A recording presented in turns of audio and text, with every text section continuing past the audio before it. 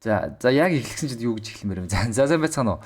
Бүгдээрээ тэр өнөөдөр манай YouTube хаяг дээр яг юм цурал хичээлүүд орж эхлэх чинь. Тэгэхээр энэ дээр яг юу ярмаар байгаа юм бэ гэхээр за математиктэй холбоотой суурь ойлголтуудыг багш эхнээс нь тайлбарлаад өгмөр байгаамаа. Энэ бол маш энгийн мөртлөө ихэнх хүмүүс яг энэ дээр ингээ алдаа гаргаад цаашлаад энэ маш их одоо асуудлуудыг үүсгэж байгаа гэж хараад байна. За тэгэхээр математик дээр бүгдээрээ бодъё л да 10 жилийн хүрээнд. За 1-р ангиас 5-р ангийн хооронд юу үздэг вэ гэдгийг. За бүр яг эхэлнэ гэсэн үг.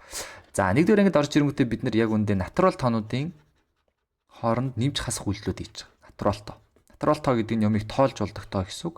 Ер нь бол эерэг бүхэл тоонууд. За энэ дээр бас тэг нэмэгдчихвэл эерэг бүхэл тоо болчихно.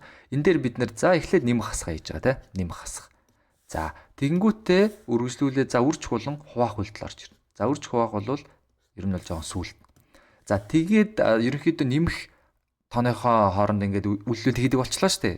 Тэгэнгүүтээ дараа нь яах вэ гэхээр бүхэл тоо буюу одоо хасах тоонууд орж ирдэг.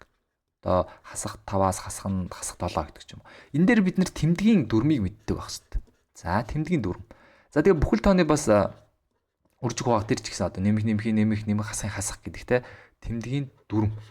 За эднээс их маш асуудлууд байна гэж харж байна. Ерөнхийдөө багш нь сүүлийн 2 жил багшлаад үзэнгүүт яг ирж байгаа хүмүүс маань энэ дээр нэлээд асуудалтай байгаад байгаа.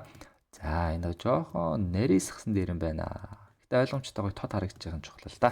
За тэгээд дараа нь юу ирж байгаа вэ гэхээр ерөөсөө бутархай. За бутархай дээр бол ерөөсөө 2 төрлийн бутархай байгаа шүү дээ. Бутархай дотроо энгийн болон арвтын бутархай.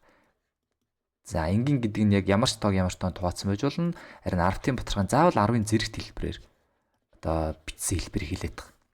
За тэгэхээр яг энэ гурвыг ерөн суурийг ойлгох хэрэгтэй байна гэж үзэж байна. За тэгэхээр манай YouTube хаяг дээр яг плейлист үүсгээд эдгээр хичээлүүдийг яг эхнээс нь тайлбарсан бичлэгүүд орох болно. Та хэд маань тэгээд хамтдаа байхыг хүсвэл subscribe дараад тэгээд илүү сайжруулах зүйлсийг гоё комментээр бичиж өгөөд бүгдээрээ гоё эхнээс нь сайжраа да те.